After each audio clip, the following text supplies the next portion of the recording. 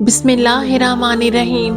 حضرت ابو ایوب انصاری رضی اللہ تعالیٰ عنہ سے روایت ہے کہ رسول اللہ صلی اللہ علیہ وآلہ وسلم نے فرمایا، جس نے رمضان المبارک کے روزے رکھے اور اس کے بعد ماہ شوال میں 6 نفلی روزے رکھے تو اسے سال بھر کے روزوں کا ثواب ملے گا۔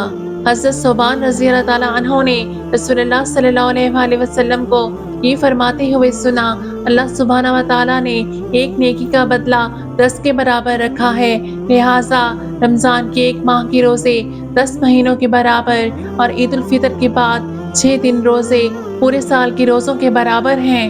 حضرت عبداللہ بن عمر رضی اللہ تعالیٰ عنہ بیان کرتے ہیں کہ رسول اللہ صلی اللہ علیہ وآلہ وسلم نے فرمایا، جس شخص نے رمضان المبارک کے روزے رکھے اور اس کے بعد شوال کے 6 روزے رکھے تو وہ اپنے گناہوں سے ایسے پاک ہو گیا جیسے اپنی پیدائش کے دن تھا۔